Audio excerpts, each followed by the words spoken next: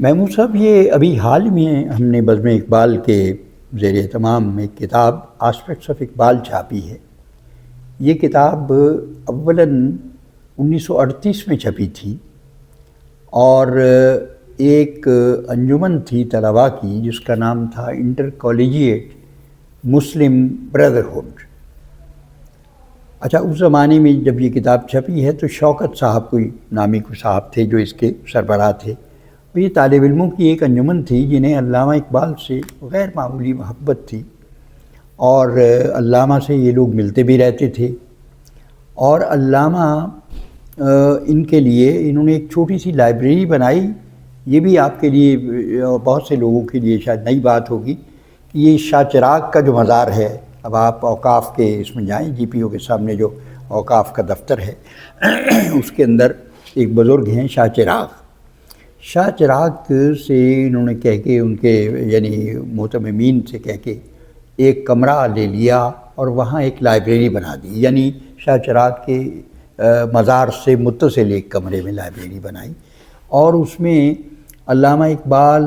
علامہ عبداللہ یوسف علی اور کئی اور لوگ جو تھے وہ اپنے جو رسائل جرائد ان کے پاس آتے تھے وہ وہاں کنٹریبیوٹ کر دیتے تھے، لوگ آتے تھے اور وہاں پڑھتے تھے۔ ایک بڑا اچھا سلسلہ تھا۔ تو میں نے ابھی حال ہی میں ایک صاحب سے جو ہمارے دوست ہیں وہاں کام کرتے ہیں، میں نے ان سے پوچھا کہ وہ لائبریری، کہنے کی لائبریری یہ تو میں آپ سے پہلی دفعہ سن رہا ہوں، اس طرح کی کوئی لائبریری اب تو نہیں ہے۔ تو بہت سی لائبریریاں آپ کو معلوم ہے اس لاہور میں اجڑ گئیں، جن میں ایک وہ لائبریری بے شک چھوٹی سی ہو لیکن جس میں علامہ اقبال کنٹریبیوٹ کرتے تھے اور دوسرے لوگ بڑے بڑے ممتاز لوگ، تو آپ کو اندازہ ہوگا کہ وہ لائبریری یقیناً ایک اچھی لائبریری ہوگی۔ پبلک آتی تھی وہاں، طالب علم آتے تھے، پڑھتے تھے۔ ان لوگوں نے 1938 میں جب علامہ بہت علیل تھے فیصلہ کیا کہ علامہ کا یوم منایا جائے پورے سب کانٹیننٹ میں، لہذا انہوں نے رابطے کیے اور لاہور میں بہت بڑی تقریب ہوئی، اور اس کے علاوہ پورے سب کانٹیننٹ میں تقریبات ہوئیں جن کا کچھ احوال تو معلوم ہے، بہت یعنی ان اخباروں میں دفن ہے جو اس زمانے میں نکلتے تھے۔ تو اس موقع پہ جو مضامین پڑھے گئے علامہ کی فکر پر، وہ انگریزی میں بھی تھے اور اردو میں بھی تھے۔ انگریزی مضامین پر مشتمل یہ کتاب چھپ گئی تھی 1938 میں، لیکن علامہ کی وفات کے بعد۔ یعنی مضامین تو اس وقت پڑھے گئے جب علامہ حیات تھے، لیکن کتاب اس وقت چھپی ہے جب علامہ فوت ہو چکے تھے، لیکن چھپی 1938 میں۔ گویا ہم نے یہ 80-85 سال کے بعد اس کتاب کو دوبارہ چھاپا ہے، پہلے یہ چھپی ہی نہیں سوائے 1938 کے اس ایڈیشن سے جس کا میں ذکر کر رہا ہوں۔ تو اس میں بہت اچھے اچھے مضامین ہیں، مثلا احمدی تاثیر جو علامہ کے حاضر باشوں میں تھے ان کا ایک مضمون ہے، پروفیسر گربچن سنگھ کا ایک مضمون ہے، ایف کے درانی ایک صاحب تھے جنہیں اب تو لوگ بھول گئے ہیں لیکن ایک زمانے میں وہ بہت معروف تھے اور لاہور سے ایک پرچہ بھی نکالتے تھے ٹروتھ کے نام سے، اور انگریزی میں لکھتے تھے، ان کا مضمون بھی شامل ہے۔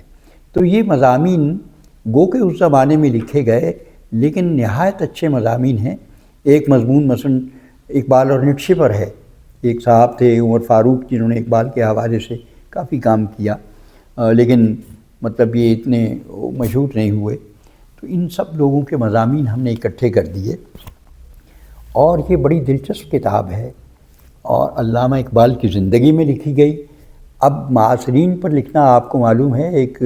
مشکل کام ہوتا ہے، کیونکہ بہت سی چیزیں معاصرت بذات خود ایک حجاب بن جاتی ہے۔ لکھنے والا اس خیال سے لکھتا ہے کہ بھئی یہ شخص جس کے بارے میں لکھ رہے ہیں وہ تو ہمارے درمیان موجود ہے، تو بڑا محتاط رہنا پڑتا ہے۔ لیکن میں دیکھتا ہوں کہ اس کتاب میں یعنی بعض ایسی باتیں بھی ہیں جو لکھنے والوں نے لکھی جو یعنی ان کی آزادی رائے کی گویا ایک دلیل کہی جا سکتی ہے۔ اسی طرح اسی کتاب کا دوسرا حصہ جو تھا وہ مقالات یوم اقبال کے نام سے شائع ہوا، وہ بھی ہم شائع کر رہے ہیں۔ وہ بھی 1938 میں شائع ہوئی، لیکن ہم نے اس کو انگریزی کے مضامین کو الگ کر دیا ہے، اردو کے مضامین کو الگ کر دیا ہے اور اس کو ہم نے چھاپا ہے، اور آپ دیکھ رہے ہیں کہ اس لیے یہ خوبصورت کتاب چھپی ہے۔ میں سمجھتا ہوں یہ ایک اعتبار سے اقبال سے محبت کرنے والوں کے لیے ایک ارمغان ہوگا، جس میں وہ دیکھیں گے کہ خود اقبال کی زندگی میں، جیسا آپ کو یاد ہوگا میں نے ایک زمانے میں نقد اقبال، حیات اقبال کے نام سے ایک کتاب مرتب کی تھی، وہ سارے مضامین وہ تھے جو علامہ کی زندگی ہی میں لکھے گئے اردو مضامین تھے۔ تو اس کا دوسرا ایڈیشن بھی بزم اقبال سے کوئی 1.5 سال پہلے شائع ہو چکا ہے۔ تو یہ ہے، کہنے کا مطلب یہ ہے کہ کسی بڑی شخصیت کے بارے میں کچھ چیزیں تو ان کی